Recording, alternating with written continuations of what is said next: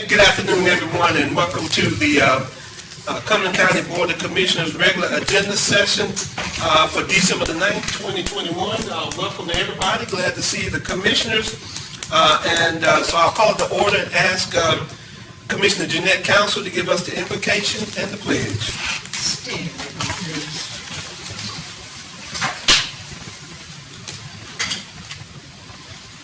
Heavenly Father, we ask for your divine guidance as we attend to the business of the citizens of Cumberland County.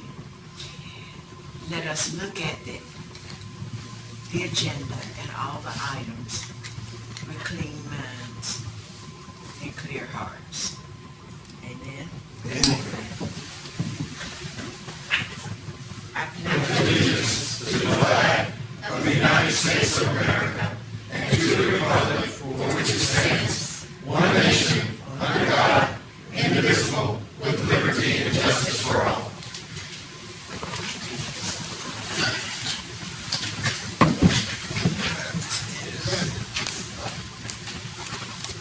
That takes us to the approval of the agenda. Are there any changes to the agenda? No, sir.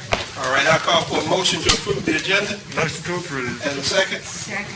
It's been moved in second. All those in favor? Unanimous. All righty. And we have approval of the minutes of the November the 9th, 2021 agenda session, regular meeting minutes. You should have gotten those in advance. If I can get a motion. Same motion. Motion to approve. Second. It's been moved in second. All those in favor? Unanimous. All right. That takes us to presentations, Madam Manager. Yes, sir. Thank you, Mr. Chairman, and good afternoon, Commissioners. Today, we're excited to bring forward the strategic plan. The committee members for diversity, equity, and inclusion that were selected through an application process are joining us today via GoToMeeting. The committee has worked very long and hard on developing a strategic agenda based on the framework that the board set out in the resolution in June of 2020. Our co-conveners are Brenda Jackson and Vicki Evans, and they're going to set the stage and then introduce the consultant. Thank you, Vicki. Brenda. Good afternoon, Commissioners. We also have Cherry Beth Thomas, who's been our administrative staff involved on in helping us with the Diversity, Equity, and Inclusion Committee, as well as Dr. Wade, our Human Resources Director, and of course my co-convener partner, Brenda Jackson. So last year, the county engaged K.L. Scott and Associates to help the county develop a strategic plan.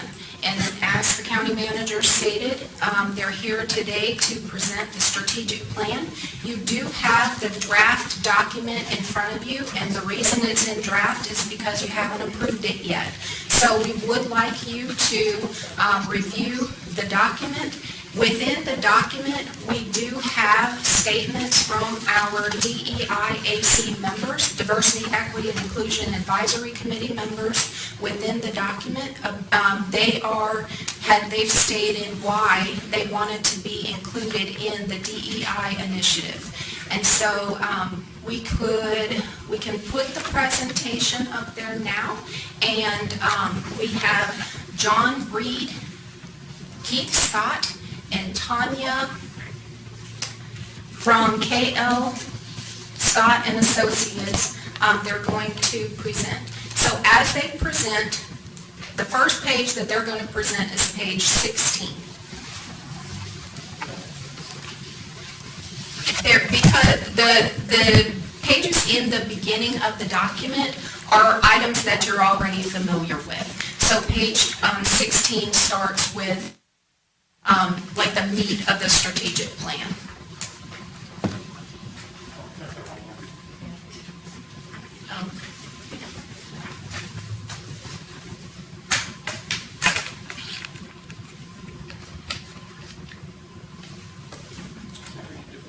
Yeah.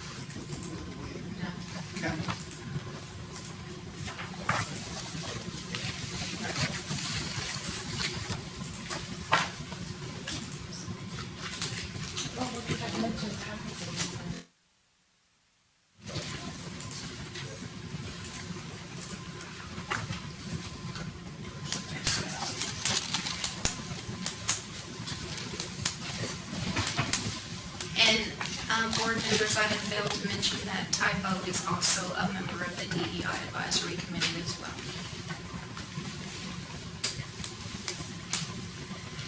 Okay, John, Keith, and Tanya, you're on. Okay. All right.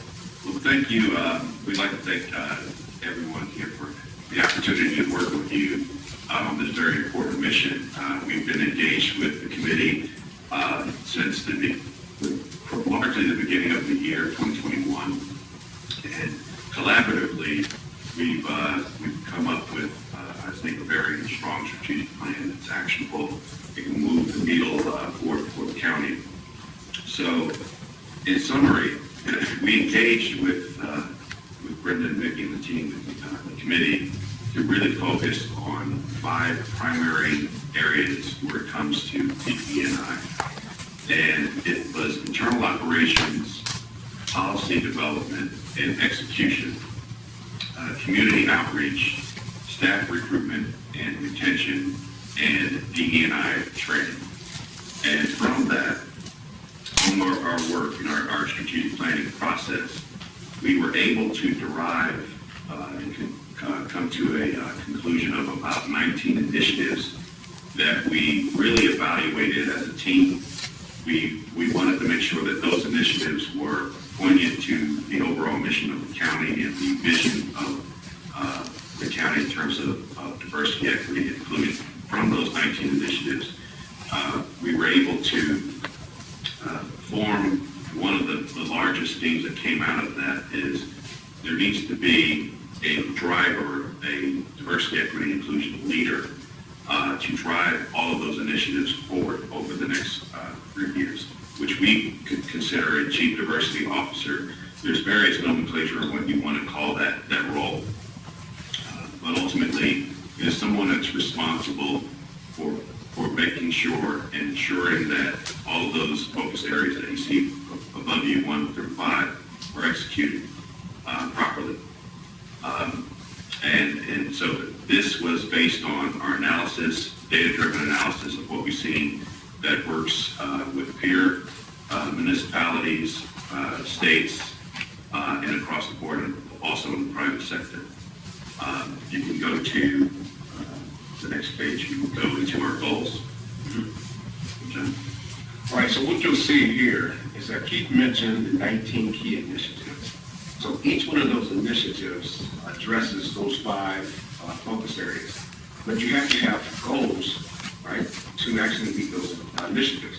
So we're going to talk about 4 goals that came out of the strategic plan. And one of the very first goals that we derived was to strengthen your DE&I policy development, execution, and oversight throughout county government. But the initiative to meet that goal is to conduct a nationwide executive search to hire a chief diversity officer or someone of that type, because it's going to be imperative to drive the DE&I policies and procedures and practices, and to provide oversight to the county. You need this person. So goal number 1 was to strengthen DEI policy development, execution, and oversight by hiring this individual. Goal number 2, you'll find 3 initiatives. So remember, we're going to go over 4 goals. We're going to talk about those 19 initiatives. We've consolidated those 19 initiatives into 14 initiatives. Goal number 2 was to improve the DE&I community outreach and partnership. So how do you do that? One of the initiatives to meet that goal is to solicit DE&I feedback from the community. It's imperative that your citizens are woven into the fabric of the county government, and it's utmost important to collect feedback from the county on how your government is working in terms of diversity, equity, and inclusion. So improving DE&I community outreach and partnership, one of the initiatives was to solicit DE&I feedback from the community. All right, you can go to page number 20 now. So remember I mentioned 3 initiatives to meet that goal of improving DE&I community outreach. One of the initiatives was also to establish partnership with the local community.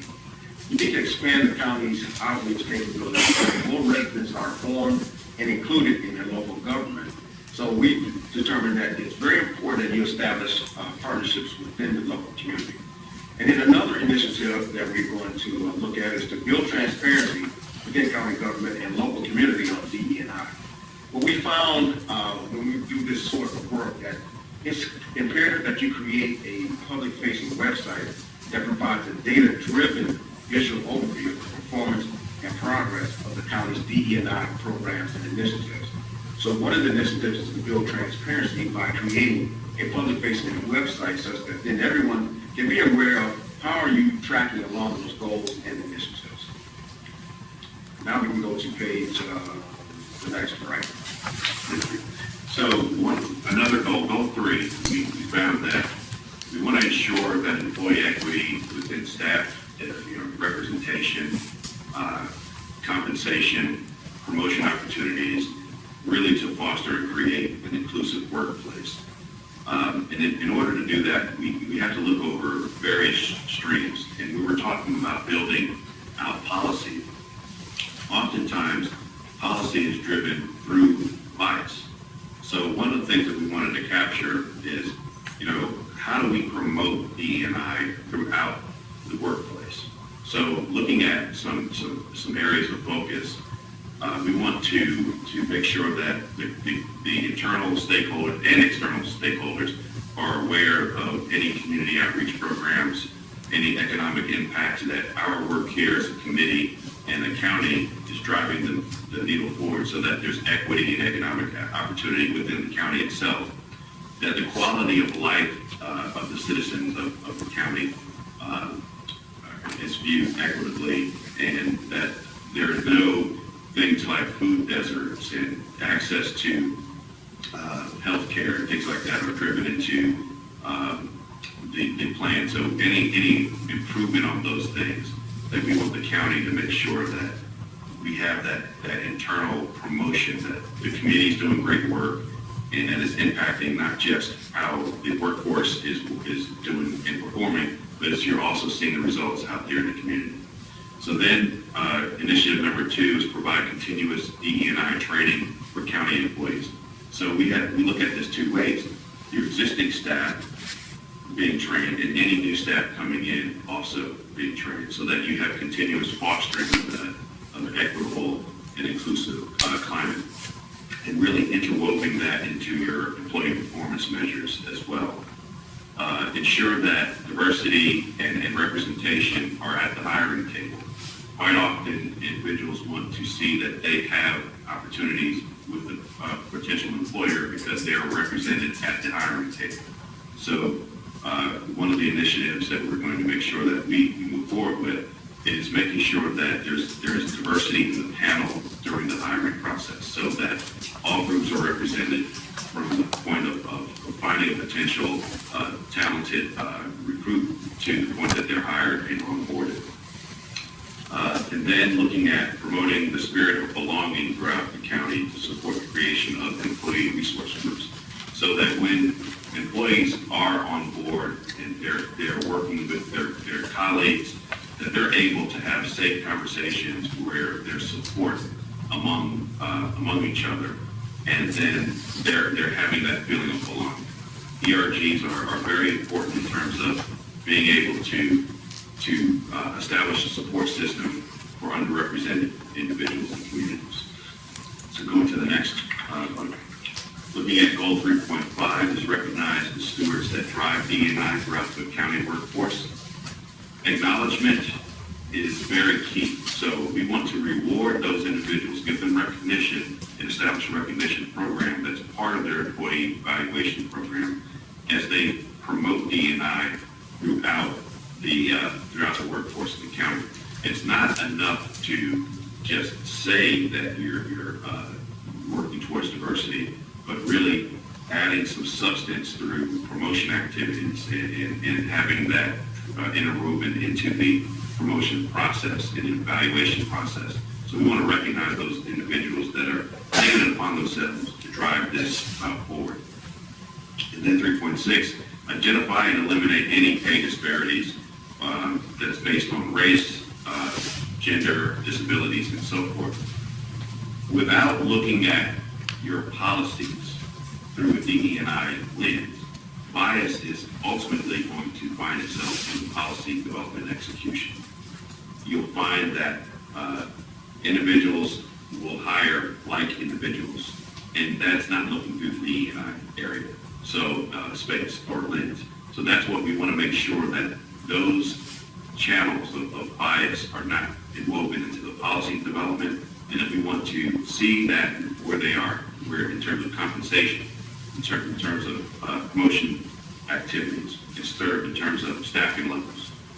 We want to look at that, and we'll start identifying that and monitoring that moving forward. It is further success in assimilation of junior level minority or underrepresented employees through the creation of mentorships and mentorship programs. So as you're recruiting from local high schools or colleges and you're onboarding them, that someone, as soon as they come on board, they have a coach or mentor that will help bring them aboard and really support them so that they can be successful, so that they can feel like they're not on an island. They can have someone that they can go to talk through difficult challenges that may face them because of representation or other challenges that may come through lack of diversity or equity. We go to the next one. So goal number 4 is improve internal operations to execute D&I policies and procedures. So this is important. We are really looking at the ability to collect data and monitor data and produce reports to monitor our success.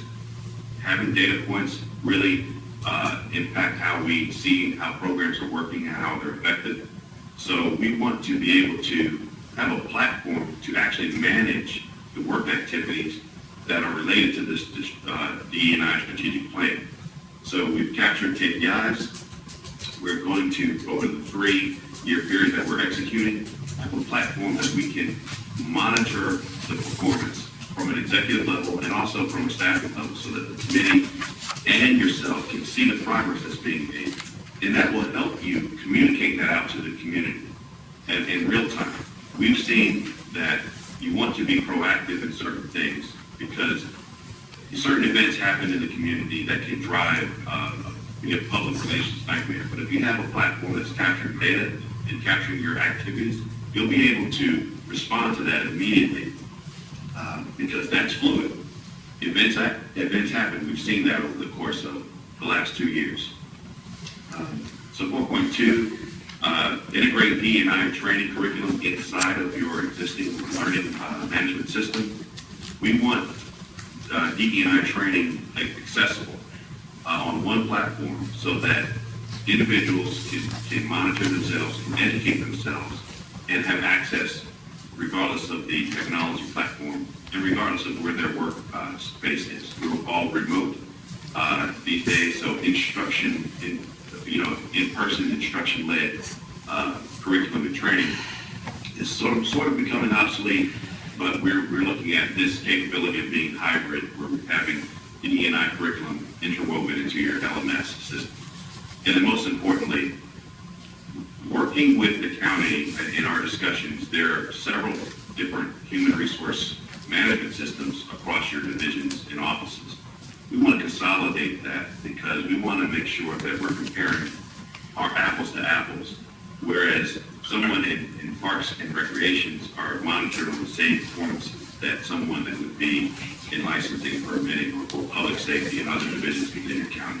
So having that one HCM or human capital management platform allows you to collect data and allows you to address the performance across the board in one unified repository. So if you go, I think those are the goals and the initiatives that we've discussed. Now, the long-term plan and the roadmap over the next 3 years, so these are the milestones that we want to make sure that we accomplish during this journey. We want to initially bring on that diversity, equity, inclusion leader that will work collaboratively with both the Human Resources Department, the DE&I Committee, and yourselves, so that you can drive policy throughout the county. And then modernize your technology so that you can monitor the performance of your D&I strategy and have it capable of providing executive dashboards so that you can communicate what you're doing both internally and externally to the community as well. And then really come up with a communications plan to promote DE&I internally and externally to the citizens. And in order to really move and drive the workforce transformation, bring in diversity training and interwove that into your activity, both through your onboarding process and through your annual evaluation and training programs. And then, in order to bring in a diverse workforce, really start going to where the diversity is. Start partnering with HBCUs, Latinx communities, commerce, things like that. Just go out to the community and partner with these organizations. There's talent out there. It's untapped, and you'll be able to partner with these organizations and bring that diversity into the county workforce. Those are the milestones over the next 3 years. That's where the deep dive strategy intended to drive you. And again, thank you for the collaboration with your committee, and we're here to address any questions that you may have. Committee, you can see all went into this. We had our first meeting September of 2020, and this has been a very involved, engaged process by all involved, and especially the 22 members of the Diversity, Equity, and Advisory Committee. At this time, we'll entertain any questions that you may have. Trustee, Commissioner Edler, Commissioner Keith. I've got a couple of questions. For the consultant, do you feel like during your research that we have any agencies or departments that have been exclusive? We have not done that depth of analysis in terms of looking at your data, like your compensation for per department level. That's a further deeper dive into that. So we have not seen that. We've been able to go through our assessment by department, and it's fairly level across the board in the assessment that we. Yeah, so we looked at it holistically, but when we did the maturity assessment, we had individual department responses. Those came up with some of the comments.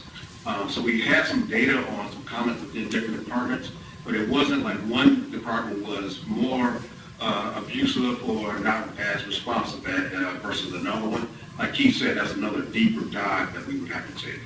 And Commissioner Keith, that was the information that came from the survey results. As you recall, we surveyed the diversity members, the Board of Commissioners, and all the counties. I was looking at data-driven as opposed to emotionally or perception-driven. Yes.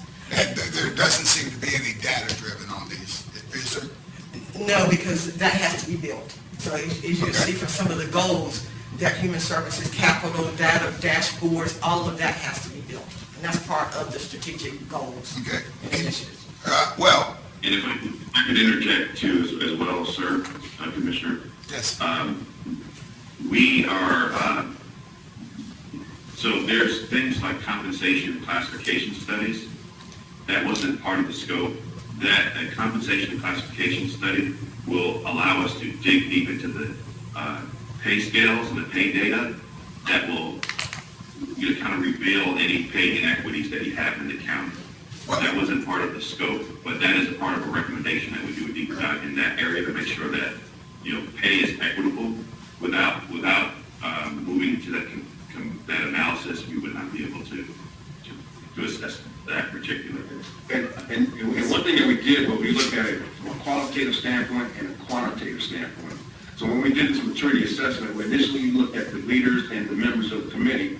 We got that data back, but it wasn't enough. So then we went out to the entire county employees to get that data in terms of race demographics, job levels, administration, and then getting that analysis we came up with. Well, here's some strengths, some opportunities, weaknesses, and threats holistically, not digging down a little bit deeper, like you said, because that just wasn't part of the scope. But we've done that before. In other places? Yes. Oh, okay. Well, I mean, we're 18 months in, and, well, anyway, on a number of places in the program, you mentioned specific parts about diversity, equality, and inclusion, and there's always that ETC. I know there are only 3 letters, but they're on there and sometimes, and they're not on there in others. What do you look at ETC being, et cetera? Being, are we going into social activities? Are we going into other things? What other things do you believe that the et cetera would encompass? So, yes, sir. So when we were looking at and asking for employee data, there's disparate IT systems around human capital management. And in order to consolidate that into one source, we would have to bring all of those different human resource systems together, and we would have to engage with IT to bring that to one repository so that we can start doing some analysis against that. So what we, in our recommendation, because we believe that in order to drive further, with DEI, you're going to have to bring those systems together so that you have one source of data, so then you can do deep dives into that analysis. That's just one example. The other example is we noticed that there was a classification compensation study a few years ago, but it wasn't focused on pay inequity or pay equities. So looking through that effort through equity and pay, making sure that there's not pay compression where individuals are being hired at a higher pay rate than individuals that have been with your county for quite some time, or looking at pay disparities based on race, or referrals and referral bonuses based on race. That requires another study in that area. So that's why the scope of our work was to identify that as a need that you can really drive forward. So the ultimate outcome of the strategy is to put forth initiatives that will actually help discover further any inequities that we have in your county. And this study wasn't to identify those, but to identify actionable tasks that can help you do that. Okay, well, I noticed that places you had disabilities, persons with disabilities, and other places you didn't reference them. So I didn't know if that was consistent or that was just wordsmithing as it goes by.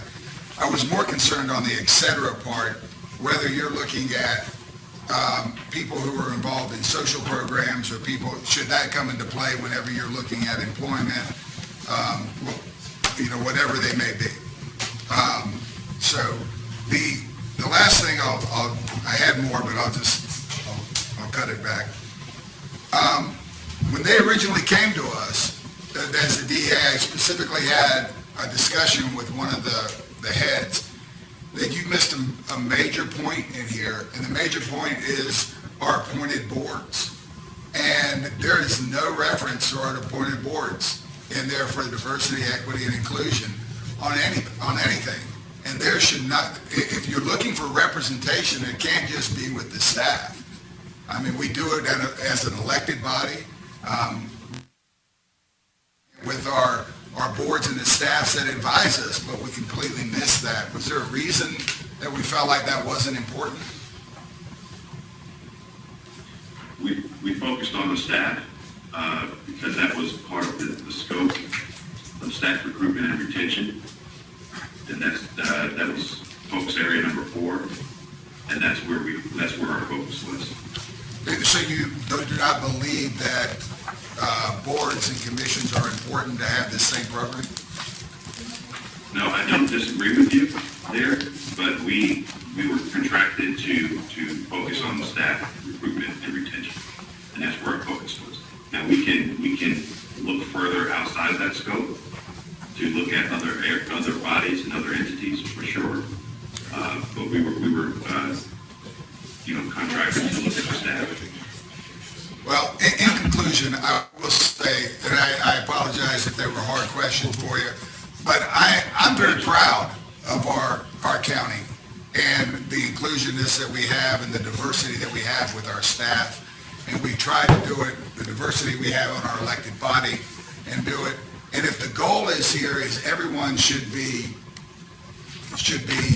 rated or looked at based upon their character and competence, and not the color of their skin or their diversity or their gender or their religious affiliation, then that should start here with the board. And we just move from there.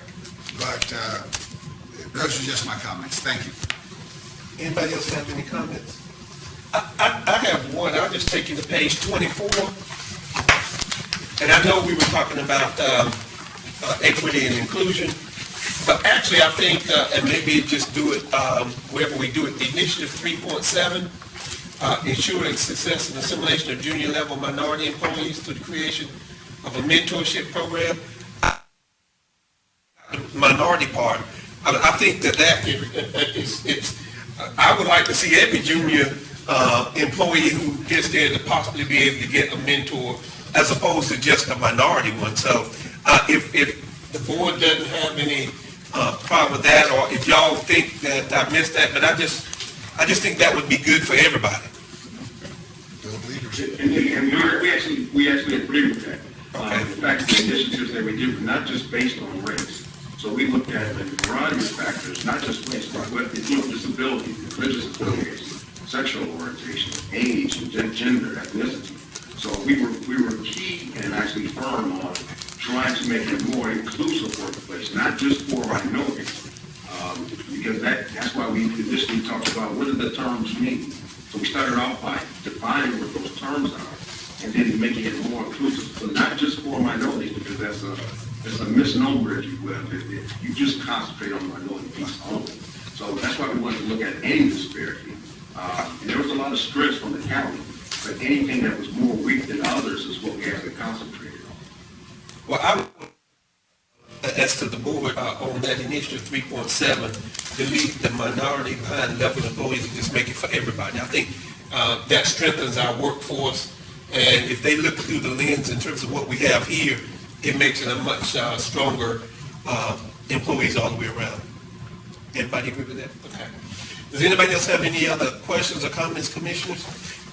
You all, either one of you have any comments you want to make? Otherwise, we'll entertain a motion to approve this with that one change. Well, and I think that we will also want to speak to Commissioner Keith's, Vic and I was talking in terms of ensuring the information about appointed boards are included in here. And so our request would be to consider this item for your consent agenda for your January 3rd meeting, including the changes you just identified today, along with establishing a position for a chief diversity officer to help drive the work, and that was goal 1, would be our request of the commissioners this afternoon.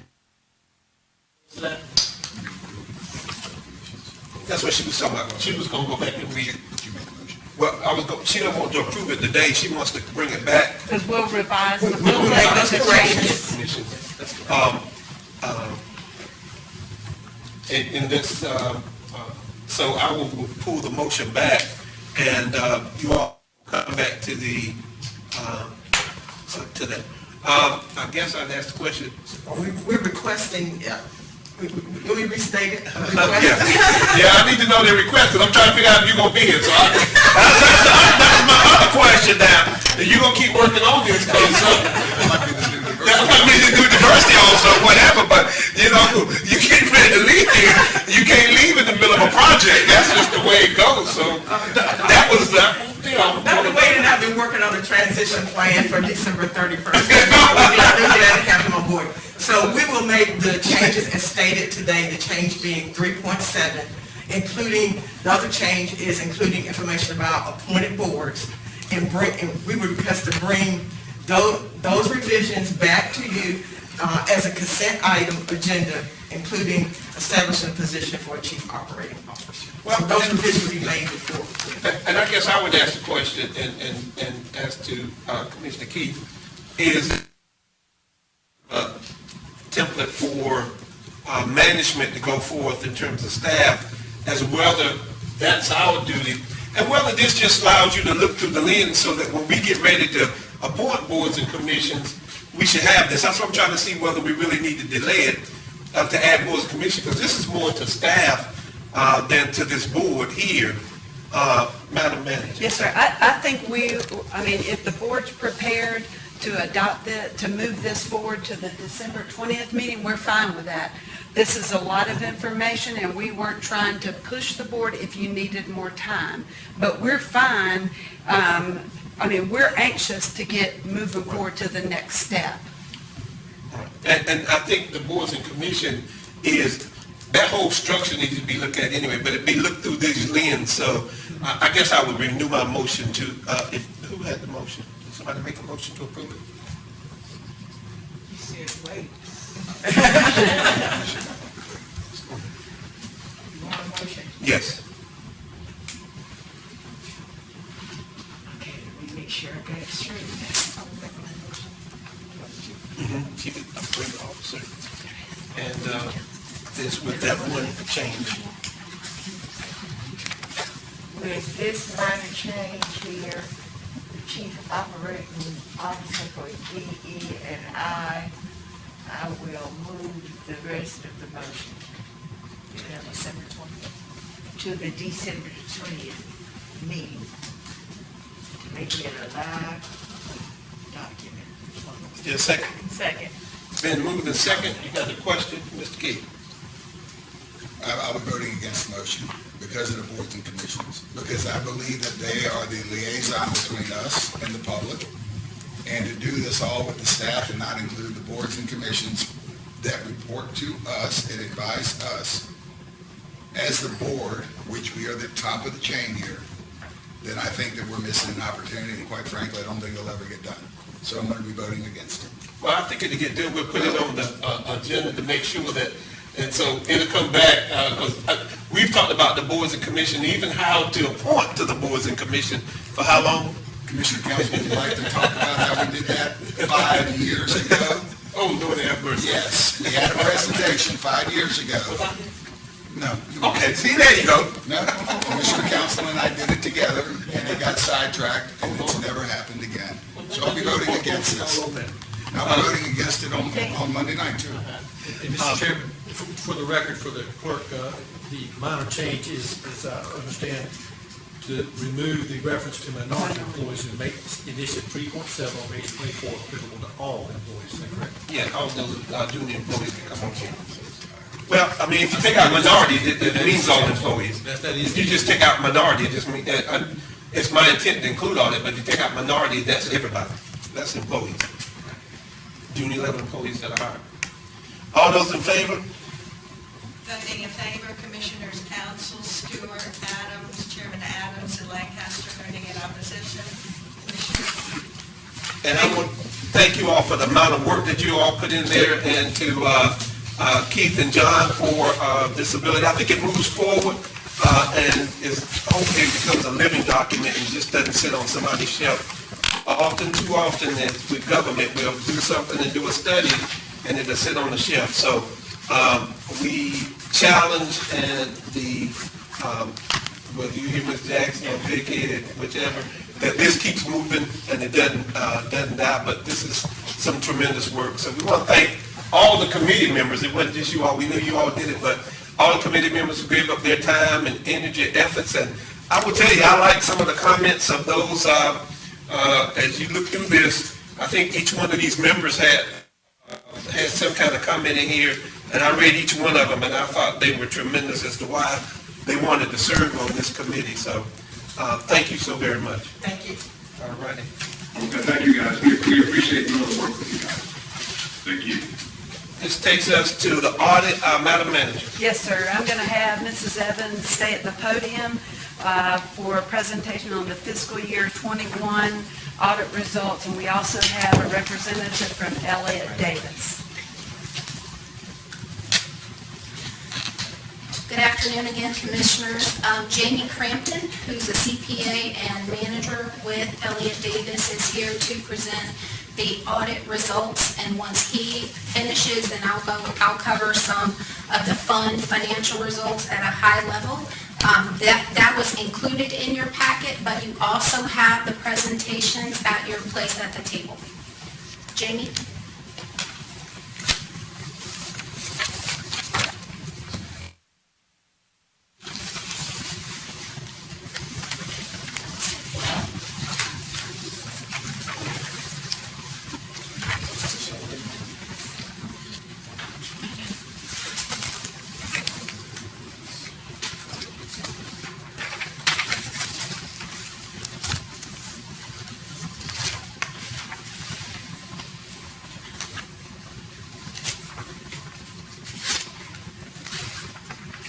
tore it up?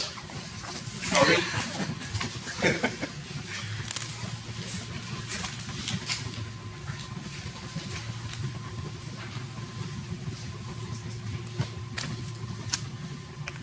Just glad to see all those faces disappear. I was getting nervous. A lot of people would be talking. Those were the easy ones, it's the hard ones up here.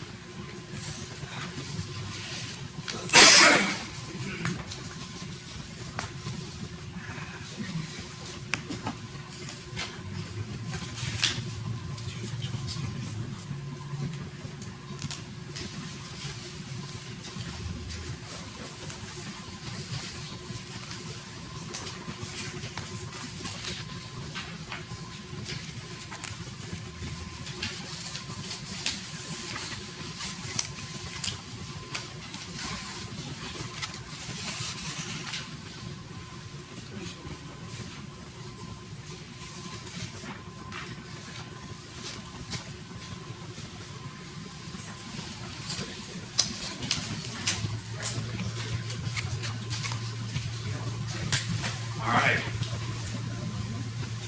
Well, thank you all for having me this afternoon to come and present the required auditor communications and the audit results for the FY21 financial statement audit. I'm going to cover three distinct sections in my presentation. One will be the required communications. You have a detailed document of these required communications in your packet. I believe it's with your set of financial statements. The audit report, which you also have, as well as some findings that are documented in that audit report. As I said, your required communication document addresses each of the following items. I'm going to highlight a couple of them. The audit planning process. Our audit strategy places a strong emphasis on how the county functions. We assess inherent risk as well as control risk to develop the nature, extent, and timing of the audit engagement. Materiality in planning and executing the audit. Via prior experience and prior year financial reports, we develop a materiality threshold that allows us to identify significant departments, line items, and account numbers in order to, again, put together our audit strategy and determine the nature and extent of those testings. A little further down on the page, we have management, judgment, and accounting estimates. We are required to disclose that management is responsible for all of these judgments and accounting estimates. And the major estimates include depreciation of fixed assets, setting the useful life of those assets, as well as the pension liabilities. And the county contracts with a consultant, Kavanaugh McDonald, actuary, who helps with that estimate. Lastly, unrecorded and corrected misstatements. I can report that there were no unreported misstatements that raised the materiality threshold, and there were also no auditor judgment or auditor adjustments presented to the finance department. So the trial balance and the general ledger that we received was materially accurate when we received it. So kudos to the finance department. That was a very good job well done.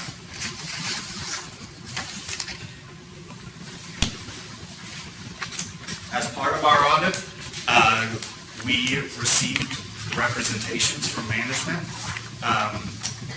that they are taking responsibility for these financial statements, and they attest to the information and facts provided being accurate and complete to their knowledge.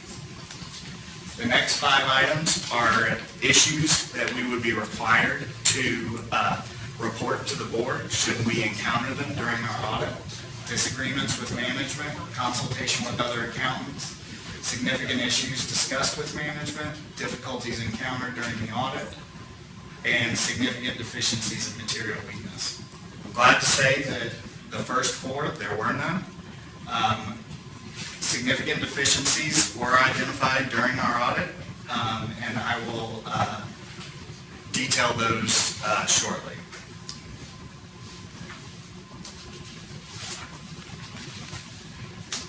So, going over the audit results, in your financial statement packet you received, you will see 4 audit reports. The first of these reports is the report on the financial statements. That report is us stating an opinion that the financial statements are materially in conformity with generally accepted accounting principles and providing reasonable assurance that no material misstatements exist. And as you can see, the audit report received an unmodified opinion, which is a clean opinion. The next report that you will see is the report on internal controls and compliance. That is in the compliance section of your financial statement packet.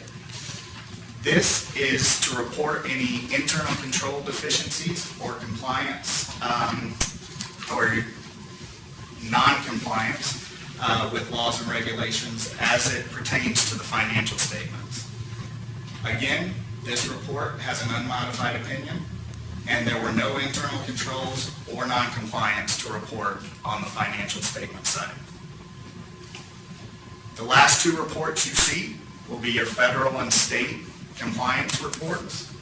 These are to report the opinion, or issue an opinion on the major federal and state program requirements. There was an unmodified opinion on these with some significant deficiencies reported.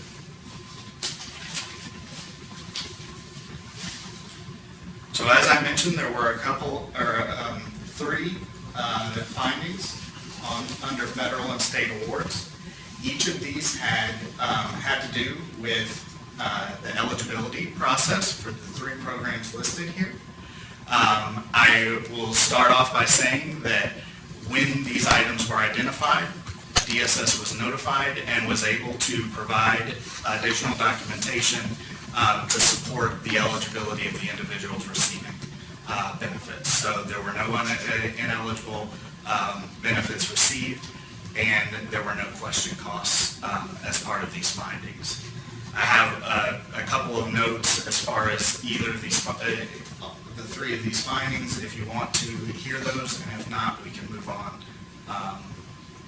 to the next slide, which is opening it up for questions. So, Anybody have any questions? I have one question. yep. On the, well, actually, it's on the second part. Are you going to be going through this? That's the first part. I'm good. All right. Thank you. Well, we really appreciate you guys, and just want to say thank you to Vicki and her staff, Bob, Yvonne, and the rest of the finance department for timely communication and a very seamless process. So thank you very much.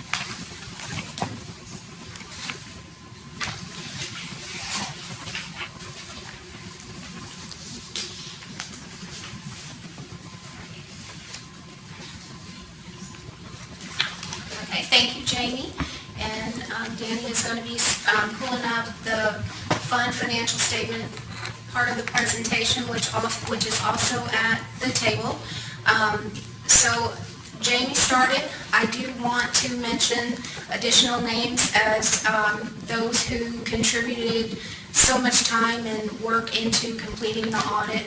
There's Bob Tucker, Yvonne Mendez, who he mentioned. Also Todd Hathaway, Kelly Autry, Jessica Hollander, and Liz Cherry. Tremendous, as you guys know, every year a tremendous amount of work goes into closing out the fiscal year and pulling a report together, working with the auditor. So thank you to all of them. So I'm going to cover this at a high level, covering the funds that we typically cover at this time of the year, starting with the general fund. So the general fund as shown here on this page is combined. So the combination is the general operating fund as well as the school capital fund and capital investment fund.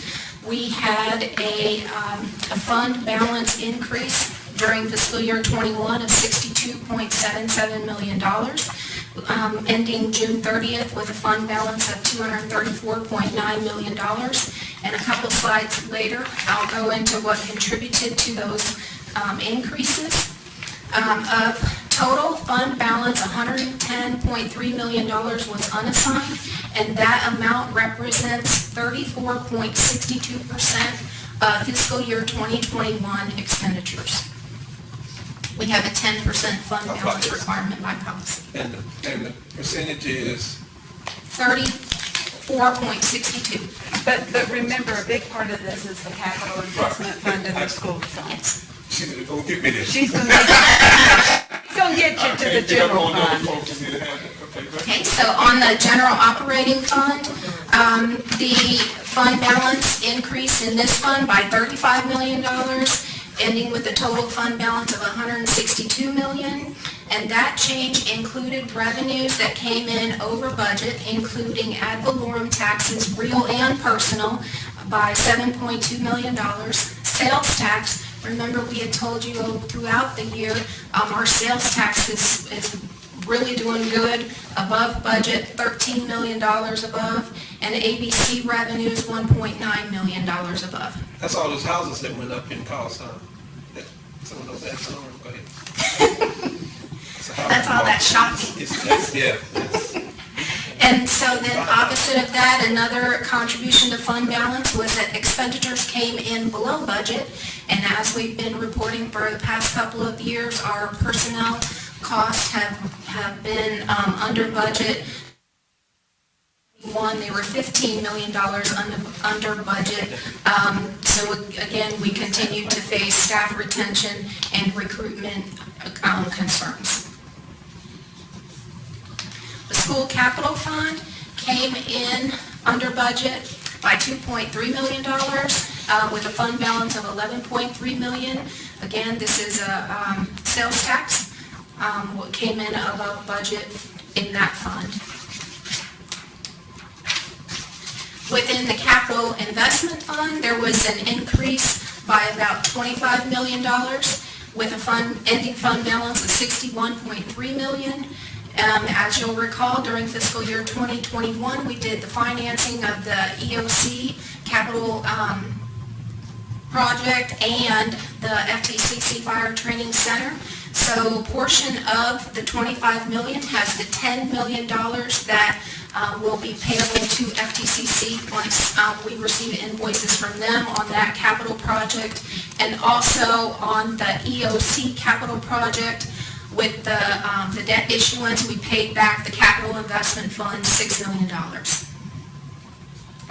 This is a new fund this year, and I'm pointing it out purely because of the accounting treatment, because it's different. So we're required to put the funds in that we received from the American Rescue Act. We're required to show them as a liability. And we do that because if we don't spend them, then we have to pay them back to the federal government. The solid waste fund, there was just a slight decrease in net position by about $285,000.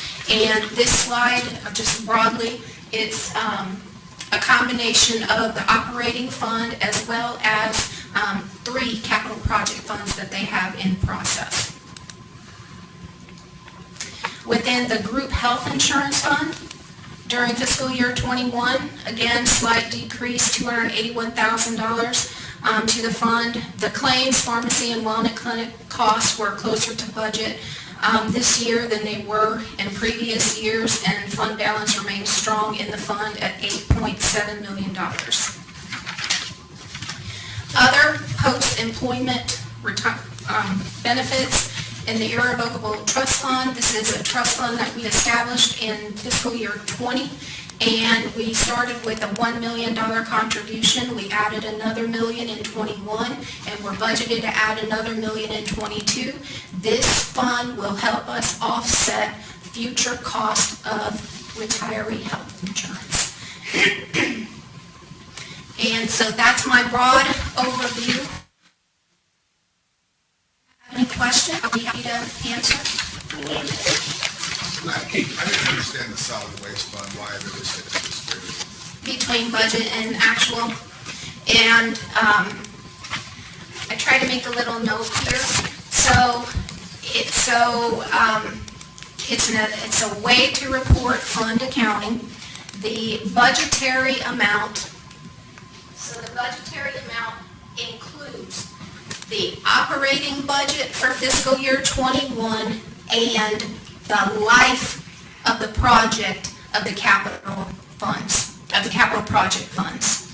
The expenses contain only the operating and capital costs that were incurred during fiscal year '21. Okay, that's tough. I know. But, so I guess the next question I would have is, since these are capital projects, in the previous year, was the budget $10 million? I mean, it looks like we're having a $20 million shortfall on investment into that. So if in 2020, did the budget then have the capital improvements also? They did. And it showed, it's been consistently shown this way for years. There's sufficient funding within each of the projects to fund the project. And the overall fund balance fund is supporting operating and the capital budget. They're not going like expenditures over revenue. Well, we can't really tell. Not from this slide. There is additional detail in the book on page M. It's okay. Do we do anybody else like that? No, and these are different because they're enterprise funds. And well, I will say the water and sewer districts, if there is a capital project in process, they're done the same way as well. That's fine. Okay. Anyone else have any other questions? Thank you so very much. You're going to present this, the audit at the... December 20th. On the 20th. And Jamie will be here as well, but I plan to focus on my part on the general fund only. Okay. Thank you. Thank you, Jamie. That takes us to the health insurance plan update, Madam Manager. Yes, sir.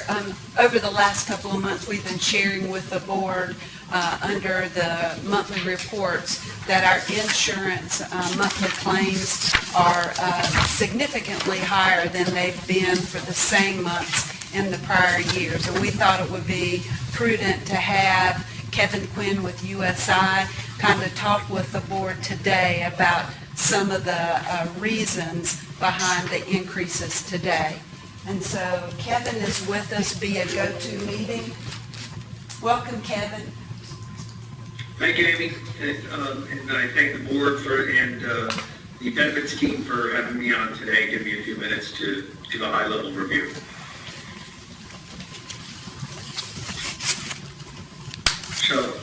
Shall I start? Okay, great, fantastic. First of all, yes, I am Kevin Quinn. I am a practice leader for USI. We've been working with the county since 2017, and we've had some very good success over the years. As you know, it is a self-funded benefit plan, and the plan runs from July 1 to June 30th of each year. And on July 1 of every year, there is something called stop-loss insurance, which protects the plan from very significant claims, large claims, over $200,000. And that's standard in a self-funded benefit program because you do want to protect against catastrophic claims. And that resets every July 1. And that's important because this July 1, unfortunately, we had a month with a number of significant large claims. And we have some observations and some comments with regards to that on a global basis that may or may not contribute to these dollars. Oh, it was actually $1 million over the historical result of about 1.5 million, and the budgeted results of around 1.5 million. So we broke down, and we have detail, and we're trying to give you a solid overview here. Happy to answer any questions, but I'll go through this first, and then we can open up for any particular questions you'd like to dive deeper on. But in July, when the stop loss reset, there was 3 large claims totaling $812,000. In August, that contributed to the $2.6 million.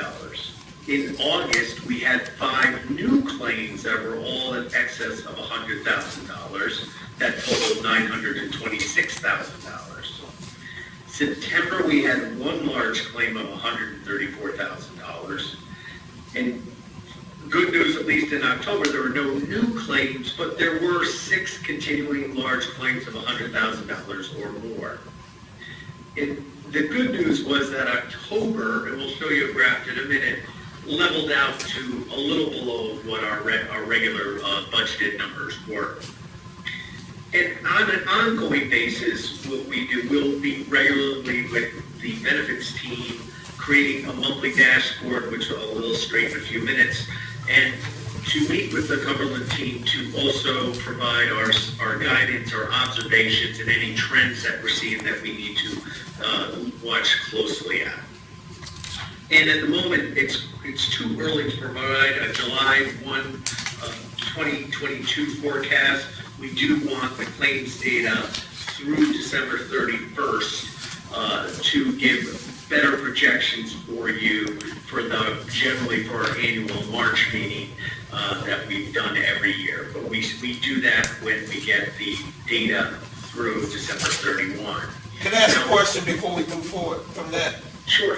Because the plan runs from July 1 through 6/30. So these July 1 gross claims, they were done like at the end of in June and prior to, because it would have been met the deductible, and the claims show up in July. And so that's why we get now down in October, they've gone down because people are trying to get that big deductible. So every July is going to kind of look like that. Yeah, but this was. Well, every July you It's will out, have yeah. the exposure to the first $200,000 of claims. And when I go through the specific ones, if that one claim that already hit $200,000, if it's $1 million or $2 million, those claims get absorbed by the insurance that we buy to protect us. So the county will only see the first $200,000 of these large claims. Okay. So in July, you are more apt, in the first quarter of the year, you're more apt to see all claims up to $200,000. If they're ongoing, those claims get absorbed by the reinsurance, the stop loss insurance that protects the plan against the catastrophic losses. Okay, thank you. You're welcome. And just as a quick observation, just high level, and I'm not talking about this slide at the moment, but I'll go right to it. Because of COVID, there's a lot of speculation in the insurance industry that over the last year and a half to 2 years, did people not get their preventive care? Did they not get their colonoscopy? Did they not get their mammography, their preventive checkups? That we know if you catch a cancer, and let's use breast cancer because that's a common one. If you catch breast cancer in stage 1, there's a 100%, a 5-year, 100% survival rate for those people. And the cost to treat a stage 1 breast cancer is significantly less. If you, as opposed to catching a cancer in stage 3 or 4, and a stage 4 cancer has a 20% survival rate and hundreds of thousands of dollars of claims.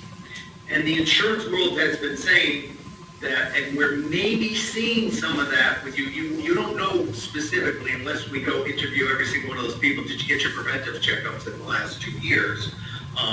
But there's a lot of speculation, and it's not just your results. we're seeing some of these larger breast cancer and colonoscopies and things like that that are trying to do regular preventive maintenance that wasn't done a year ago. So that may be some of what we're seeing here, and I just want to, that's just some high-level comments from what the National Blue Cross, Cigna, United, Aetna organizations are saying what they're reporting on a general high-level basis. And it can make some sense here. For your company, for your organization, let's take a look at, this is just the net paid claim graph monthly, and we show you 2019 is the blue to 2020, and it's pretty standard across the board. It goes up, it goes down. It's never a solid flow of claim reporting, but let's just say that's average around the 1.5 million. And in 2020 to 21, you see similar results. And when we do our projections, remember, for around January, February, or July 1, and we had very similar results as well.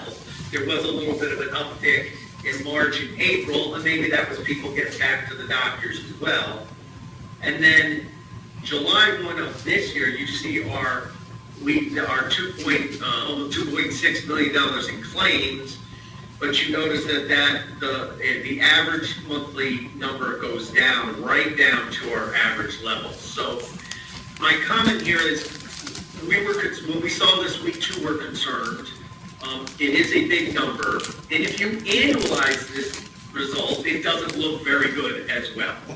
But with yourself, you can have, timing, July 1, no stop loss up until 200,000. You sold all those claims, and so it was not a good result from that standpoint. But the encouraging point is seeing this coming down to what we believe the norms should be.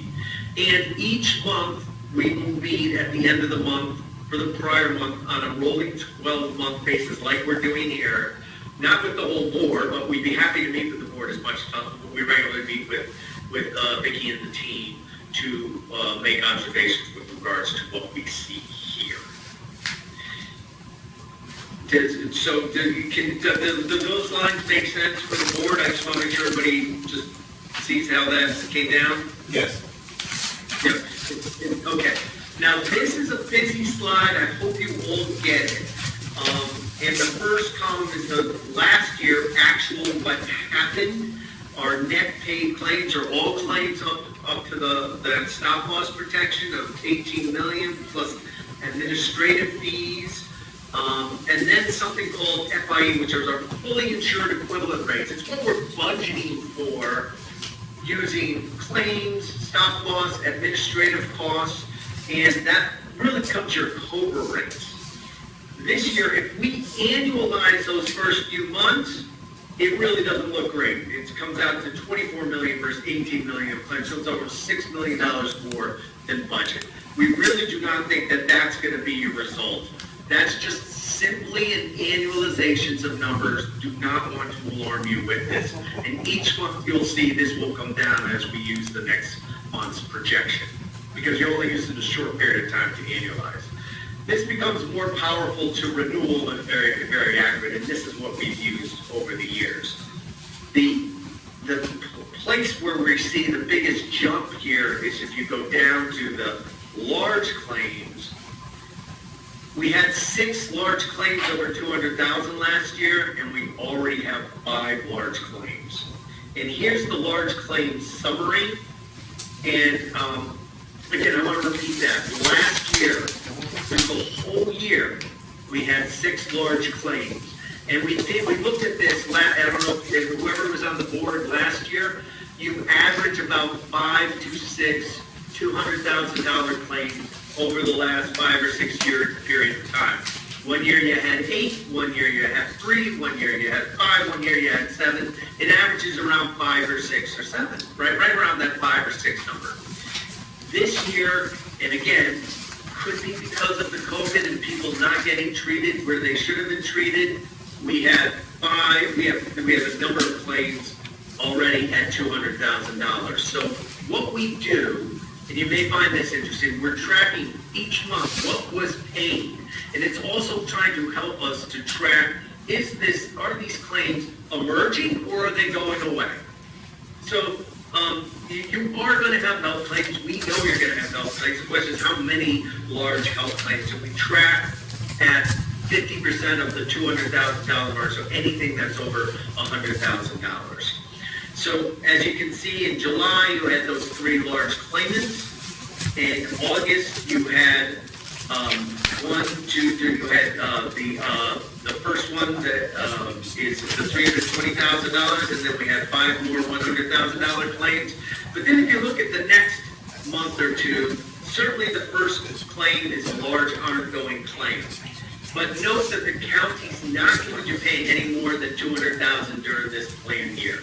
So even if that $551,000 on that first large claim goes to $1 million, no more money runs through the bank account of the county to pay that claim, because that stop loss is at $200,000. So what we are going to do is watch this very closely each month. We're going to add to the columns to see what's evolving and to see what's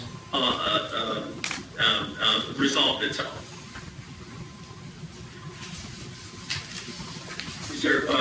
I hope that was the goal, was to have a very high-level overview, know what's going on. We're watching it closely, and we meet monthly to make sure we're staying ahead of this curve. Anybody have any questions? I just have one for management, which is, I guess, when he started off as to the preventive part. So are we doing enough to make sure to send out just kind of reminders, check up and all of that through the wellness, that, because here's well, if you catch it early, it cuts down the claims. So sometimes we need to be reminded to go get checked up and get our monthly or yearly, twice a year checkup. So are we sending some of those maybe mid-year somewhere? The wellness coordinator does, I believe it's a monthly communication to employees, and those are the type of things that she includes in her communication. But Sally's making a note, and we'll make sure that she highlights that. Well, I get those because she does send them out because she said go work out. So anyway, and everything else.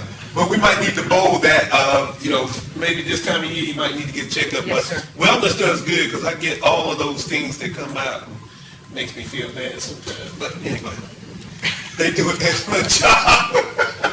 It is a reminder. I think they sent one out right just before Thanksgiving talking about eating. I don't know if y'all got that one. Thank you, Vicky. Is there anything else? No, but thank you, Kevin. Thank you, Paul. Talk to you soon. Bring us some better news next time.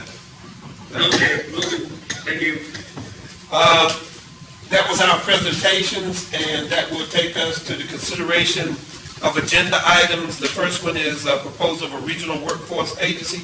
Madam Manager. Yes, sir. We have Justin Hembry with us. As you know, he's the Executive Director of Mid-Carolina Council of Governments, and he'd like to speak with the board about expanding the Workforce Development Agency. Welcome. Thank you, Amy. Good afternoon, Mr. Chair, Commissioners. It's good to be with y'all. I'm going to try to keep this as brief as possible, but there were some complexities actually last night associated with this, and I haven't had a chance to talk with Amy and Tracy about it, so this is going to be new information for them, some stuff that's going on at the state level. But really 3 things I wanted to discuss with y'all, and am requesting that the board consider taking action at your meeting next week on this. The first one being, as you're aware, the county transferred the workforce development program over to the Council of Governments effective June 1 of this year, and I'm pleased to say that's gone very well. There's a lot of work put into that. Tracy and Rick and Amy and really the whole team here did a lot to make sure that transition was as smooth as possible. And we're moving forward. In fact, we've obviously moved into the new career center out on McPherson Church Road.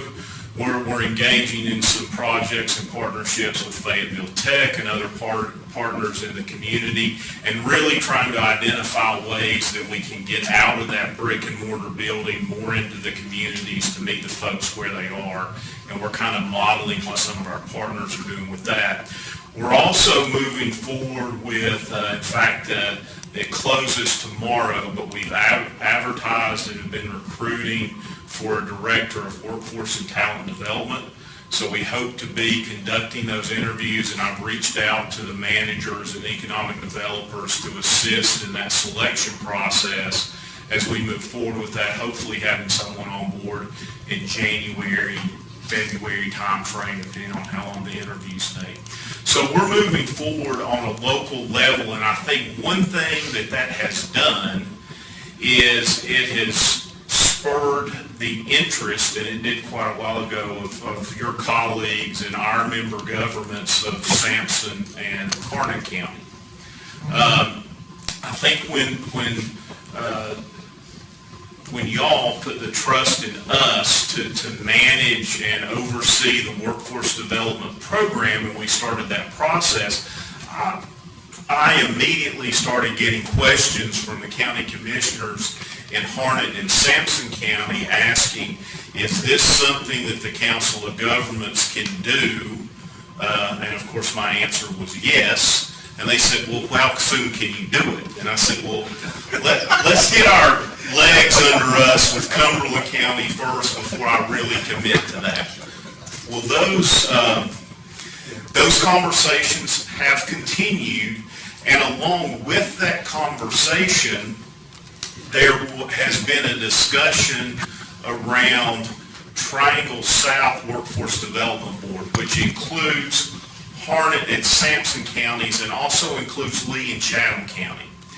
That area, the grant administrator and the fiscal agent for that area has been Central Community College for a number of years. Central Community College wants to get out of the workforce administration business, and they want to get out quickly.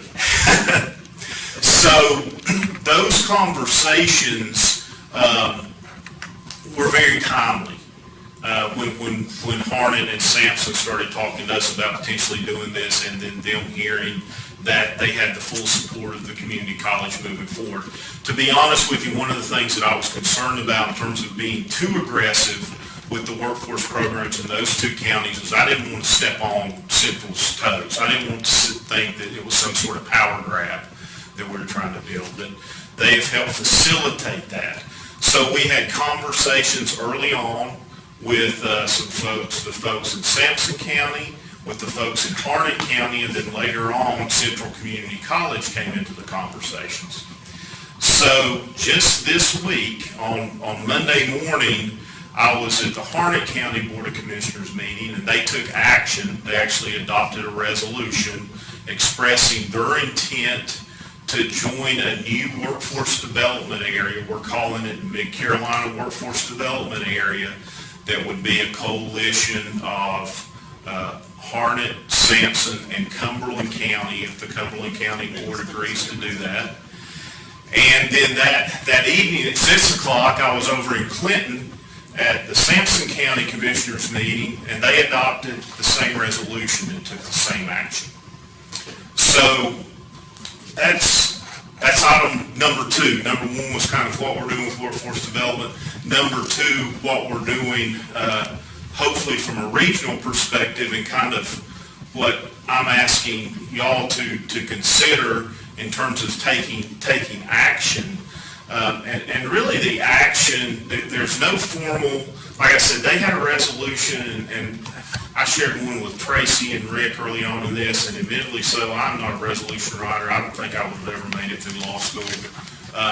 But really, at this point, what DWS and the state wants to see is some sort of action that the Board of Commissioners takes that says that it is their intent to join this three-county consortium. There will still be much more formal action that y'all will have to take before the transition even happens. What will have to be done is there will be an interlocal agreement between the three counties that in turn will form a consortium agreement where the three counties will agree on the governance, the makeup of the Workforce Development Board, all of the details that go into operating a Workforce Development Board. So this is the first baby step kind of in that process. I would say, with the formation of the new congressional seat, it actually halfway makes sense because the new congressional seat includes Cumberland, Harnett, and Sampson. I mean, Johnston's in it too, and a little bit of Wayne County. But those three counties are going to be in the same congressional seat, and it just brings strength to that region. So, I mean, it makes sense to be able to do that from that standpoint. I will give you that much. So, I just put that on the table. And I think what y'all will see, this was my experience. When I was up at Landis-Scott, we had a 4-county workforce board. And it obviously included Buncombe County, which was the major economic driver for that region. Now granted, I compare Henderson County a lot to Harnett County in terms of the economics of the region. Then we had 2 very rural counties with Transylvania and Madison.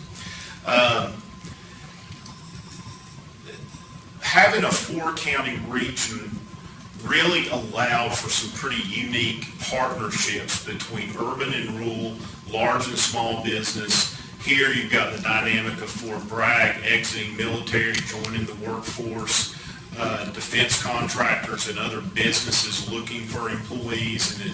And so my feeling is what you would see once we get this under us with a larger region is less workforce funds being spent on administrative costs because we've got a larger footprint. We're able to consolidate some of those administrative costs and more being spent on actual service delivery to the clients and to the businesses.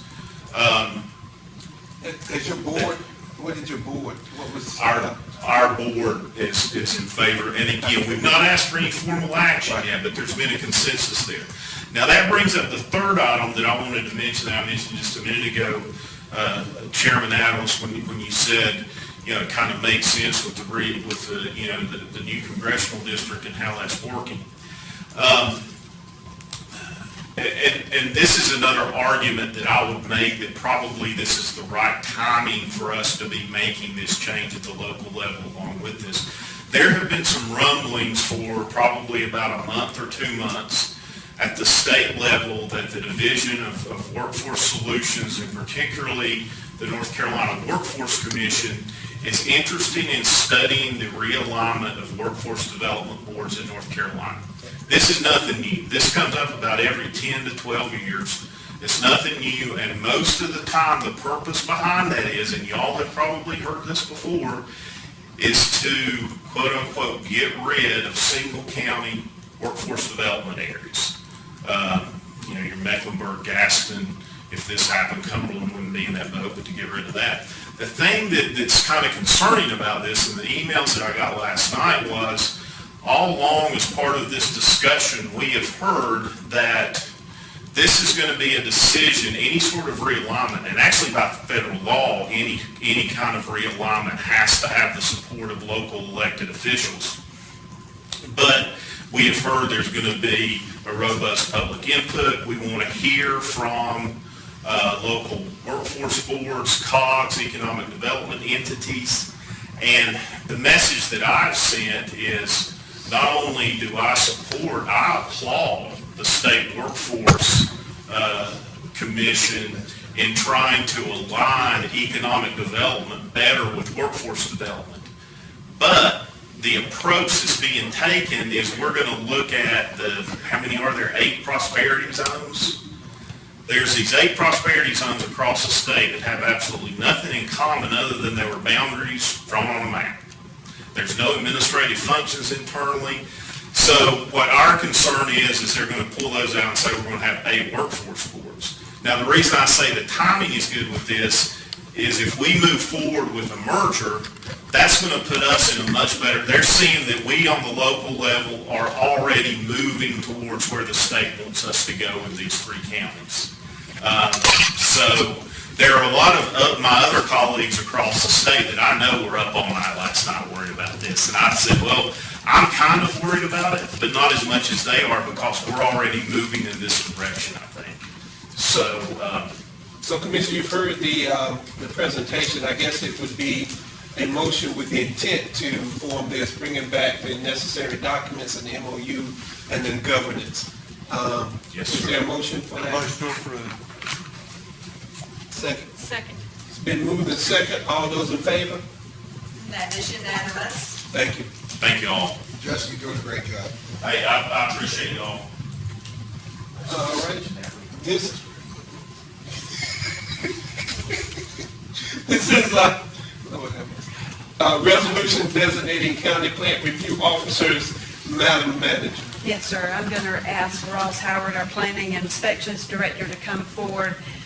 This has been outdated, and we need to update our plat review officers. Mr. Howard? Thank you, Ms. Cannon. Good afternoon, Commissioners. So, as Ms. Cannon stated, this is not a new thing for the county. When we started going through the records with the county clerk, the most recent type of resolution that we could find was done in 1997. And by state statute, we have to be able to designate county plat review officers by state statute. And these folks are the people that are sit and rest within my department that sign off on plats and certify that there are certain plat requirements that are met before they're recorded at the Register of Deeds. So the resolution that you have before you names the people in my department currently that we want to identify as being plat review officers for planning. We also added a provision in there that that in the future, my position would be allowed to designate plat review officers as a part of the duties. We took this from the last language that we saw from the resolution that we got from the county clerk's office, and so there's pretty much a strong concurrency with this resolution to the other one that we had that was adopted previously. The only question, and that was the question I had, is why name people? Because you have to keep coming back. Why not name positions within your, and maybe the statute makes you do people, but if you name you as the, and the ability to do those, you don't have to keep coming back, because people come and go. That was my only question that I had as to this. That's a valid question. So we contacted the state, and there's nothing official that says that. They say that for a county our size, we should technically at least name some people, but we do have the ability. There's nothing that says you can't that we have heard, and that's why we wrote it to name some people that are there now, and in the future that my position could then name them, and that's the tack that we would like to take. It just, people come and go. You've heard the request, which is the approval of the resolution designating county plat review officers. If I can get a motion? Motion to approve. If I can get a second? Second. It's been moved and second. All those in favor? Unanimous. And by the way, Mr. Chairman, we'd like to put that on the consent agenda for the Yes, and 20th. then we move to consent agenda since it was done unanimously. Thank you. This takes us to the Building Resilient Infrastructure Community Grants, Madam Manager. Yes, sir. I'm going to ask Mr. Gene Booth, our Emergency Services Director, to come forward. This is an effort that he and staff have been working on with Withers and Ravenel. Welcome, Mr. Booth. Good afternoon, Good afternoon. Commissioners. So it's a pleasure to bring before you today some potential opportunity for some resilient planning and grants for after Hurricane Matthews and Florence moving forward. So the Disaster Recovery Act of 2018 revamped what was previously known as the FEMA Pre-Disaster Hazard Mitigation Grant. The new program is called Building Resilient Infrastructure in Communities, or BRIC. The guiding principles of BRIC is to support communities through capability and capacity building, encouraging and enabling innovation, promoting partnerships, enabling large projects, maintaining flexibility, and providing consistency. Cumberland County Emergency Services and staff applied for the new BRIC program in 2020 utilizing a consultant. The Southeastern Economic Development Commission hired or contracted with Withers and Ravenel for the recovery consulting assistance to local governments. Utilizing the Resilient Redevelopment Plan for Cumberland County that was created by Emergency Management after Matthew, as well as damage that was sustained during Hurricane Florence. Staff and the consultant identified projects for the 2020 submission. Unfortunately, those projects were not awarded. However, that process allowed for feedback from North Carolina Emergency Management to improve future applications and submissions. So, in this year, utilizing that feedback and the same consultant that assisted previously, Emergency Services submitted letters of interest to North Carolina Emergency Management for consideration of 3 potential brick projects. The first one is a Spring Lake flood mitigation.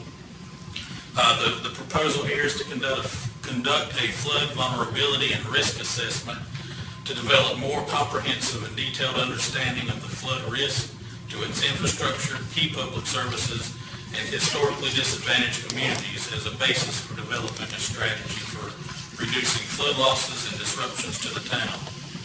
That overall cost is $122,975, with the proposed local share being $30,700. Next is a Linden drainage project. Cumberland County would hire consultants to perform yet another flood vulnerability and risk assessment of the town of Linden. The consultants will collect historical data, access critical infrastructure, and use future projections to develop a comprehensive report highlighting actions that can be taken to reduce flood risk. The data will also be put into a climate change and adaptation software which provides benefit cost analysis and improve the end user's ability to do resilience planning. That overall cost is the same, $122,975, with a local share of $30,743. The third project is a string gauge project. This is a nationwide competitive project. We propose to place 10 new string gauges in strategic locations and connect them to the emergency notification system. The emergency notification system is already functioning and in place and is well received by county residents and business owners. The additional data on the rising stream levels that inform the system will alert those potentially in harm's way. The increased intensity of summer storm events has generated many flash flood events in the county, notably the flooding that occurred on the Little River and Manchester Road at Spring Lake and as early as July of 2020, and that disrupted services to the Manchester Road lift station.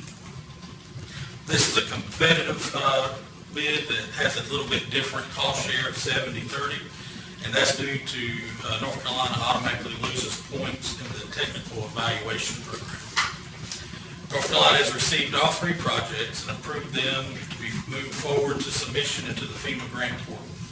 The committee from North Carolina Mitigation Section will review the program submissions and offer recommendations to strengthen that application. That final draft of the project is due January the 7th. As mentioned before, if awarded, each project has a federal and local cost share. The cost share can be in kind or county funds. In addition to the final draft, a letter of commitment for the stated match is required for the grant program.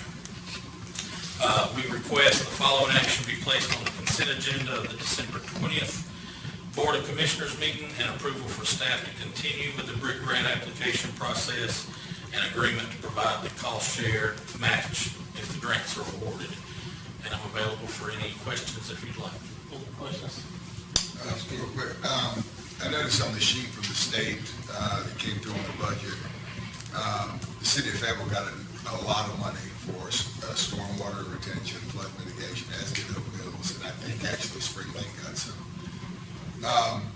Did we apply for any that could have mitigated this, and how many other projects do you have in the wings like this?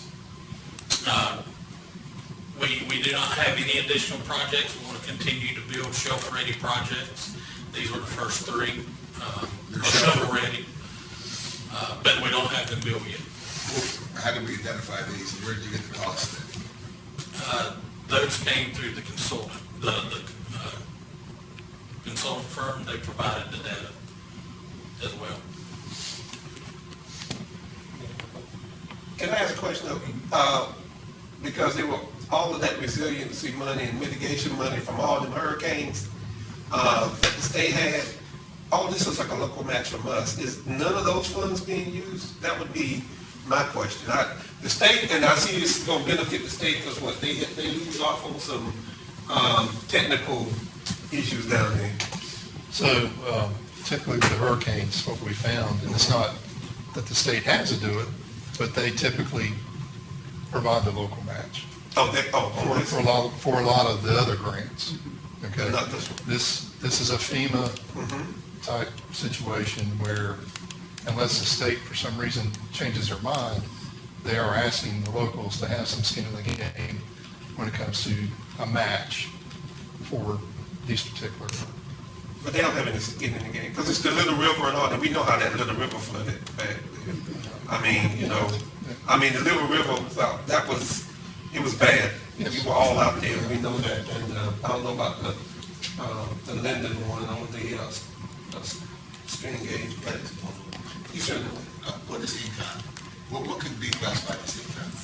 So I mean, it could be staff time, it could be materials, cost. We would if we got the grant. Yeah. So you've heard the request of the approval of, to continue with the BRRC grant application and move it to, and provide the share cost matches if the grants are awarded, and move to the consent agenda item. Is there a motion? Yeah, I'll make it. Let's buy some bricks. Is there a second? Second. It's been moved and second. All those in favor? That takes us to the amendment to the Homeless Advisory Committee in a local agreement, Madam Manager. Yes, Oh, sir. great. Mr. Jackson's going to present this item. This is a follow-up of some discussion that began at the city-county liaison meeting some months ago. Hey, good afternoon, Mr. Chairman and Commissioners. Originally, this agreement was approved by the Board of Commissioners in October 2017. The Fayetteville Cumberland Liaison Committee recently recommended and requested the seats on the Homeless Advisory Committee be expanded to include an additional county commissioner, an additional city council member, a school board member, and the school superintendent. The Board of Commissioners approved the expansion, and now the staff is bringing the interlocal agreement to the board for amendment. Staff recommends approval and requests this item be moved forward to the December 20th Board of Commissioners meeting as a consent agenda item. Glad to answer questions if you have any. This did come out of the city-county liaison. The committee was actually formed years ago, and then it did its initial work and then just kind of went dormant. And so I think Commissioner Stewart and I were there when we had this conversation. So if I can entertain a motion to approve the amendment to the Homeless Advisory Committee in a local agreement. I make a motion to approve the amendment agreement and put the item in place for the December 2021 Board of Commissioners regular meeting in the agenda as a consent item. You've heard the motion. Any questions? All those in favor? Unanimous. Thank you. This is the amended professional service agreement. Madam Manager. Yes, sir. Actually, the next two items deal with additional funds for emergency rental assistance. And the first one is the second round of the emergency rental assistance funds, better known as EREP 2. And I'm going to ask Dee Taylor, our Community Development Director, to come forward and present this item. Mr. Chair, Yes. so I'm going to interrupt you. May I be excused at about 12:02 to go to a more election meeting? I think I'm... Yeah, well, they're not doing anything. What you need to go there for? They stopped all the elections. You can stay here. They didn't stop me for me. They stopped all the elections. That's fine. That should be a quick meeting. It should be. It may not be so quick, Madam. Thank you. I know. Ms. Taylor, good afternoon. As you recall, back in January, Cumberland County was awarded U.S. Funding from the U.S. Department of Treasury to administer the emergency rental assistance program with funds of approximately $3.7 million. And so in May, and what we decided to do was form an agreement along with the city, form separate agreements with an administrator, Innovative Emergency Management, or also known as IEM, to administer this program. So back in May, a portion of the second allocation in the amount of approximately $1.2 million was issued to the county. So in order to maintain continuity and prevent any interruption in services, community development would like to amend the current agreement with IEM for IEM to administer the program and to, what we'd like to do is extend the agreement, the term from December 31 of 2021 to June of 2022. And for the second allocation round, IEM is agreeing to administer the program for a fee of 15% in administrative costs and 10% in housing stability costs. And what housing stability covers are those supportive services related to ensuring that housing remains stable. So in other words, costs like case management, housing counseling, and so forth. So in order to continue to administer assistance to our residents, Community Development staff is recommending and requesting that this item be placed on the December 20th Board of Commissioners meeting agenda as a consent item and approve the amended professional services agreement with IEM as per the agreement attached. You got a question, Mr. Key? What was the rate on the first round? What was the rate on the first round? Administrative rate. Oh, 8%. But that wasn't the top amount. No, that was, and the maximum, the cap for that is 10% for the RA one. They're not willing to do it at the same, and what's the 50? We went up to 10, though, didn't we? No, sir. No, sir. we didn't. So if I may, so I think if you note in the memo, I added that according to the U.S. Treasury, so board members, the first amount was capped at 10%, but our contract with IEM was 8%. And so now I think the Treasury has realized that there's a lot more legwork involved in dispersing these funds. And so they've increased the amount, as Ms. Taylor said, for that case management piece and added a total amount of 25%. And so IEM, in order, they have agreed to this amount. So they didn't get the 15% before, right? No, sir. The No. most they could have got was 10. Right, but they got 8, and now we're gonna give them 25% of $1.2 million. The 10% of that, it's 15% is administrative fee, and that's allowed now.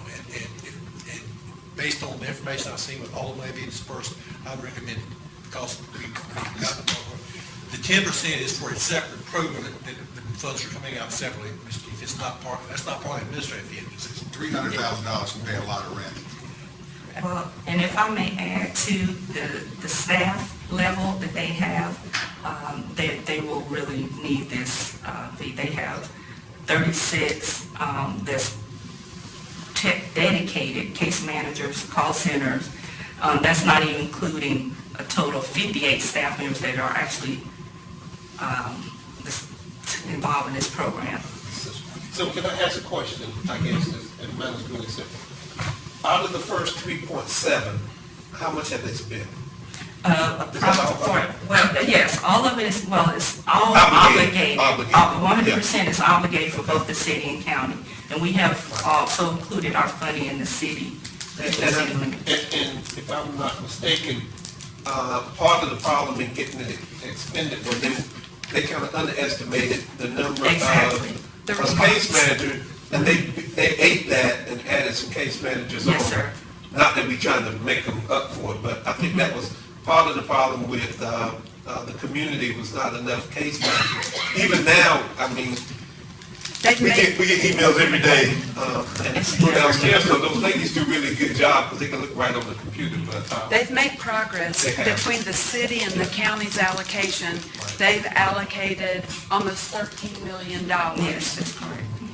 The 2% that was left on the table for that for the admin costs in the first batch is actually recoverable by community development. Are y'all doing that thing? Are y'all gonna charge out the 2% that was left? We've already used that for our The other part. marketing, yes. All right, So everything has been fully used. Yes. so that takes us to, anybody else have any questions? If not, I would accept a motion to accept the additional allocation in the amount of $1.182,304.80 and approve the contract amendment period to go through June 30th, 2020 in the program fee. And the second allegation, an amount not to exceed 25% of the program funds, 15% for administrative costs and 10% for housing stability costs. Is there a motion? It's been moved. Is there a second? Second. All right, all of those in favor? Unanimous? No. Oh, I'm sorry. My error. Voting in favor, Commissioners Council, Stewart, Chairman Adams, Commissioner Lancaster, voting in opposition, Commissioner Keith. That Thank will you. go to item of business. Yes. That's his name. The next one was the Emergency Rental Assistance Program Agreement with the North Carolina Office of Budget and Management. Yes, sir. So this is now, the state is offering emergency rental assistance funds. And so, Ms. Taylor, you provide some background? Sure. Thank you.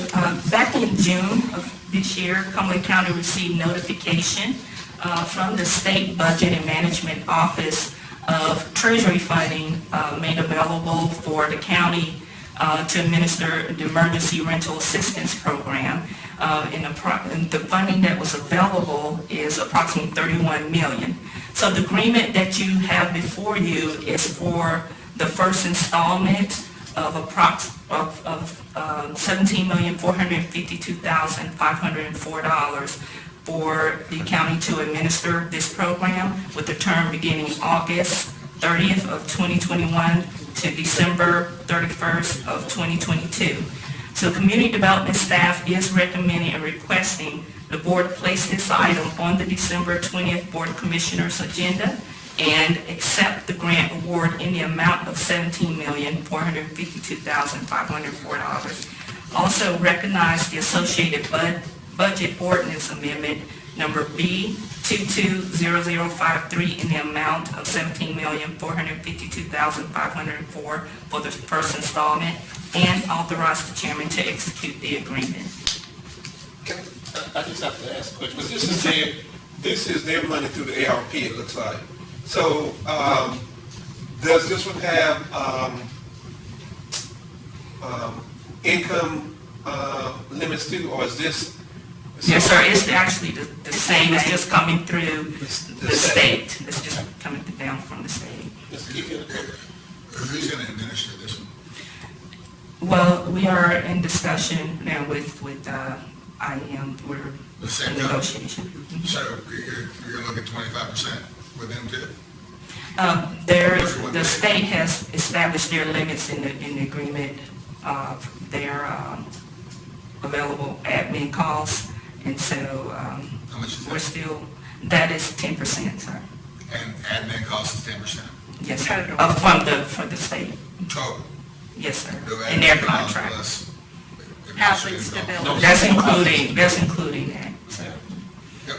Dee, I think you know, and I know, and everybody at this table knows, that the problem is that there's nowhere for some of these people to go.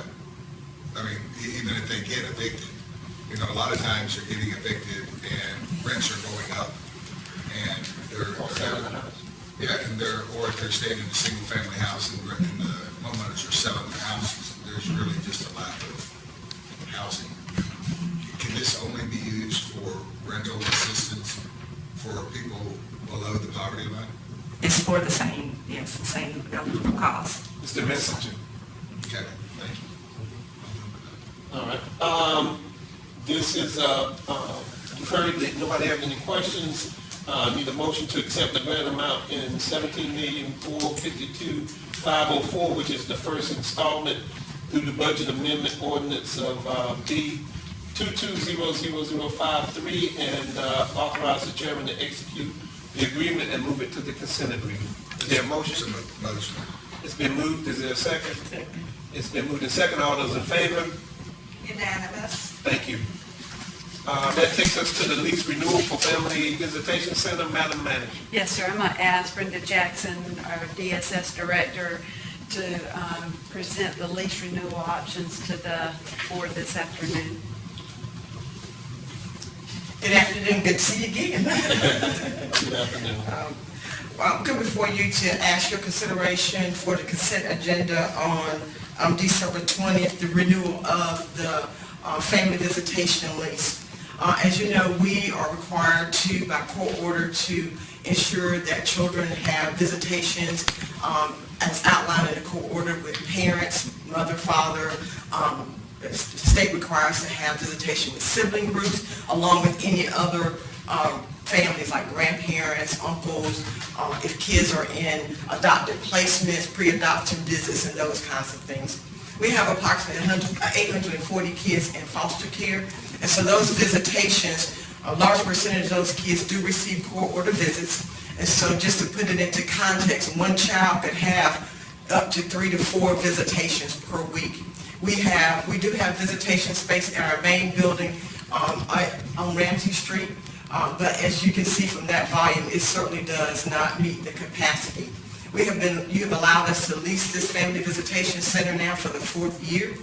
We were at one time at McGivery Center.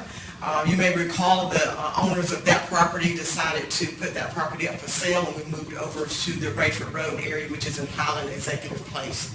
We would ask that you consider allowing us to renew that lease under the same terms. The lease is currently $1,700 a month at an annual rate of $20,400, and we're asking your consideration to renew the lease for 2 years, which will be a total of $40,800, and to consider that item for your December 20th consent agenda.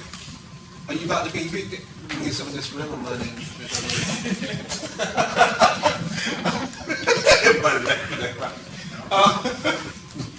You say you like that idea. So we take a motion to approve the lease rental lease agreement for a total for 2 years for a total of $40,800 payable in equal installments of $1,700 a month for the Family Visitation Center effective December 31st, 2021. If I can get a motion for that. So moved. If I can get a second. Second. Been moved to second. All those in favor? Unanimous. Thank you. Mr. Chairman, before we move on, we would be remiss if we didn't recognize our new Social Services Director, Heather Skeens. Ms. Heather, how you doing? Why Ms. Heather going over there presenting for me? Welcome, Ms. Heather. Well, welcome back. Good to have you back in Cumberland County. Yes, we're glad to have her back. All righty. I am too. I know you are. Thank you.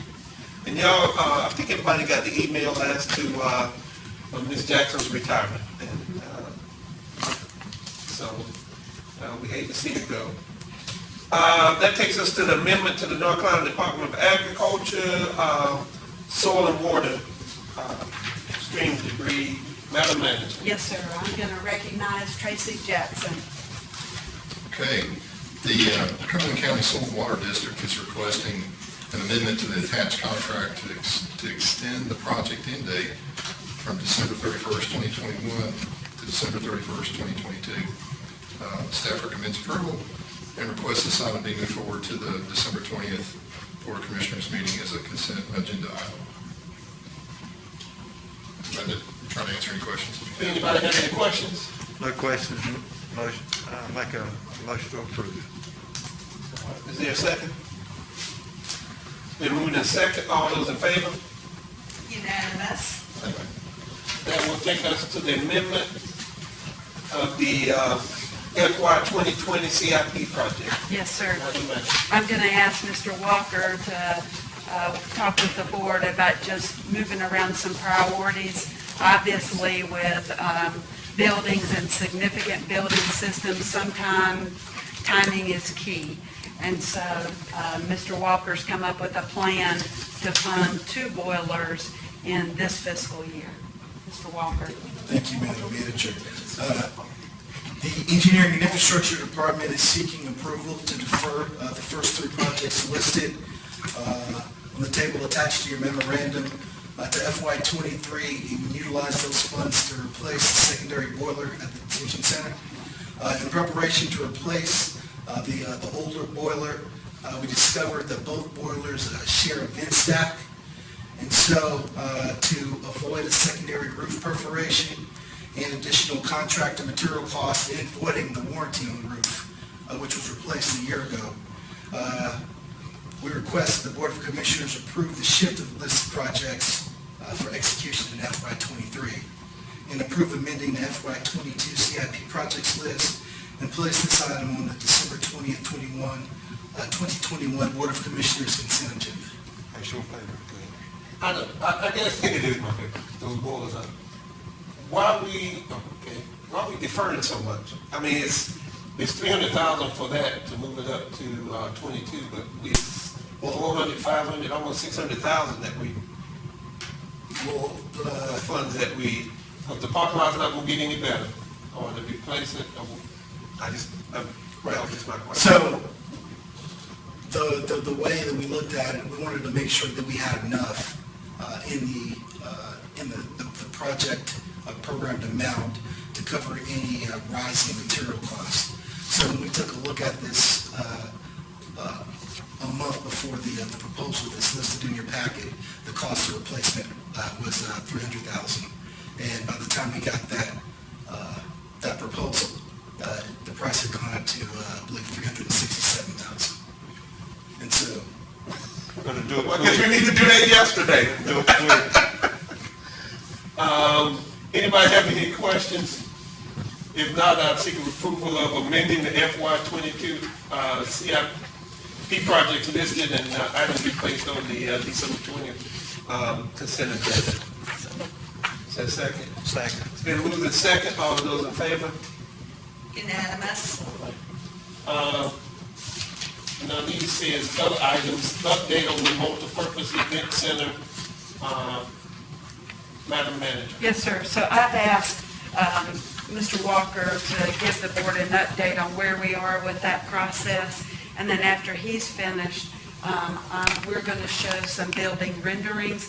As you may recall from the feasibility study, a part of that process were building renderings. Those weren't available when the facility feasibility study was presented, but I have those today.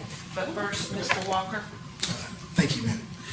In keeping with the chairman's and the Board of Commissioners' intent, staff solicited a request for proposal for the Cumberland County Multipurpose Event Center on November 5th, 2021.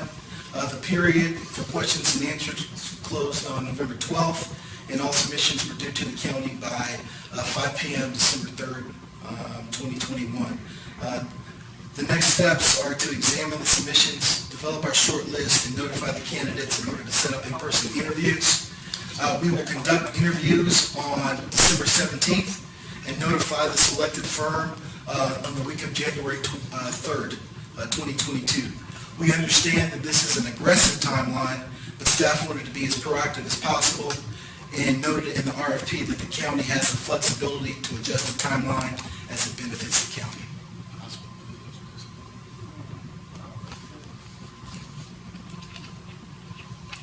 Is this in accordance with what their recommendation was, like, that's how big it would be, and like?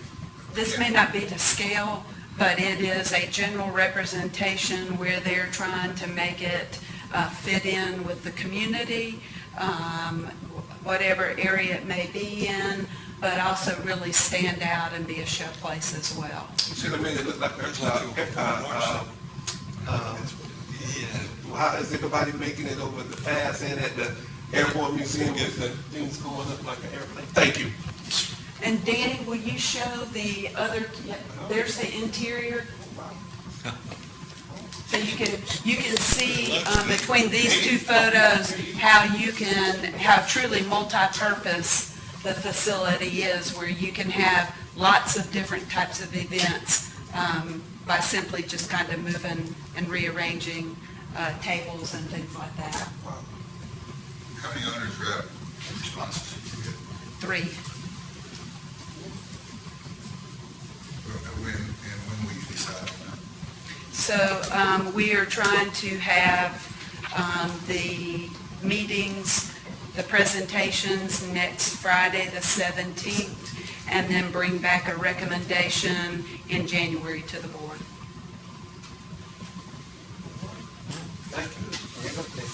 That takes us to the audit request for proposals. Madam Manager. Yes, sir. I'm going to ask Mrs. Evans to come and present some new information to the board that Vicki really just learned about a week ago. Yes, so if you'll recall, we did an RFP 2 years ago seeking an audit firm. And that the audit firm that was selected was Elliott Davis, who was with us today. So they are no longer going to be performing government audits for county governments in North Carolina. And the reason for that impacts us in the near future. So they were audited by the federal government on a 2019 single audit, which resulted in findings and them needing to take corrective action on all of the county single audits that they did in North Carolina for fiscal year 20. And it had to do with the way and the intensity of the audit that they performed for DSS programs for fiscal year 20. So they're going to have to redo our single audit on DSS programs for fiscal year 20. They are doing this at their own cost. However, it will take DSS staff time in order to supply them with the information they need in order to complete that audit. They will be reissuing a single audit report for fiscal year 20, a revised one based on their strengthening of their testing that they have to perform. And so the partner, he contacted me last Wednesday, I think it was, and told me that this was coming up. They don't want to do North Carolina county audits anymore because it's no longer financially feasible for them. And they're struggling to find staff. They are. They're struggling to find staff. We all. Yes.